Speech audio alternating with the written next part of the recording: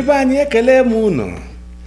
Ọ bụ m bụ Amalinze JJ Azị si n'ụlọ mgbasa ozi Amalinze Igbo Network wee na-ewetara unu okwu na-ese akụkọ. Isi okwu na-ese akụkọ anyị nke taa bụ ihe omimi na mgbagwoju anya dị n'ekpere. Okwu na-ese akụkọ nke a bụkwazi okwu ntule. Ngwa nụrụzianụ okwu na-ese akụkọ anyị. N'afọ niile ndị gachara agacha, ndị mmadụ enwebeghị ike ịghọtacha ihe bụ ekpere, nke ha na-aghọta ihe bụ nrọ. Ihe niile ndị a bụ ihe na-ekweghị nghọta ma na-agbagwojukwa anya. Ka o si na dị, ọ na-agbagwoju anya, ọ dịghị agbagwoju anya, mana otu ihe gbara ife enu anyị dum maara bụ na ekpere na-adapụta anyị n'ọnụ na-echeghị eche mgbe ọbụla oke mkpa dakwasịrị anyị. Ekpere nke a na-adapụta anyị n'ọnụ oge oke mkpa dapụtara anyị na-esi n'ime ala obi anyị amalite. Mgbe ọbụla ọkụ ụjọ napụrụ anyị echiche, ma ọ bụ mgbe mmekpa ahụ kwapụrụ anyị ebe anyị nọ na-ekpori ndụ wee tọchie anyị okuku ume, dịka mgbe ọnọdụ ọma anyị nọ mara jijiji site na ihe merenụ, dịka mgbe ndị na-efi ụgwọ obi fere azụ ịchọ ịnapụ anyị ụlọ obibi anyị ma ọ bụ ụgbọala anyị zụrụ n'aka. N'oge dị otu a bụ mgbe ekpere ji adapụta anyị n'ọnụ na-ekwughị ekwu akaghị aka. Ọ bụ ya ka ndị be anyị ji asị na ejighị anya ọma aba ụka ekpere.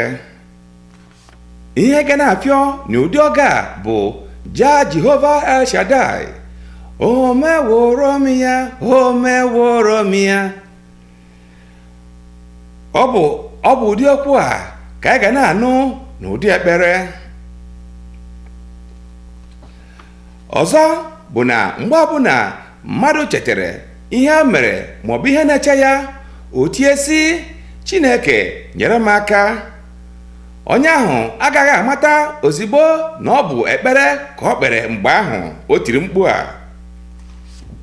Ode akwụkwọ bụ Ewugene Peterson isi na ọ bụghị Ewugene, ihe edere ebe a bụ EUGENE. Ọ bụ Ewugene gịnị?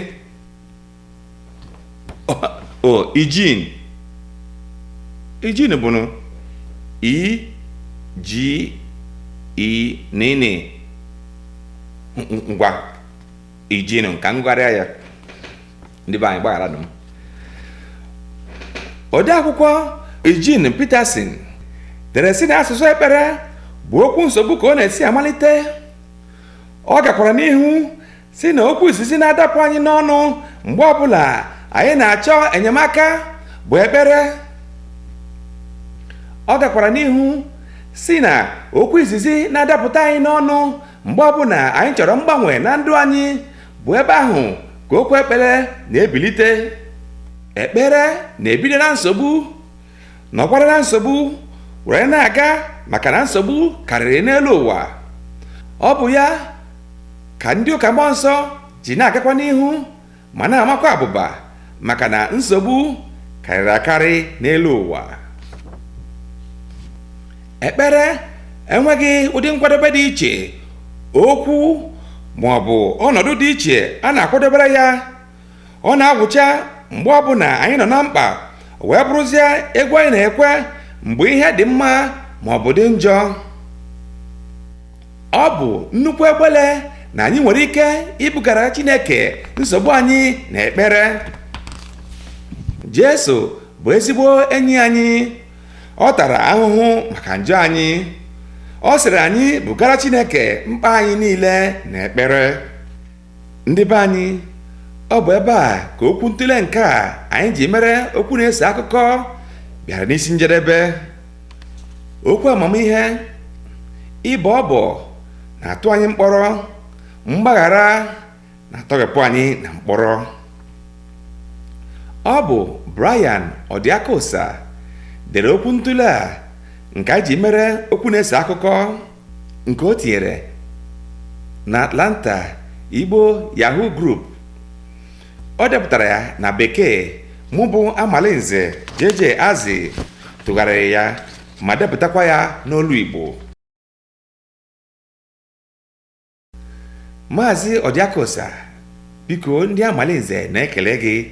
Ndewo ndị be anyị, birigwanụ.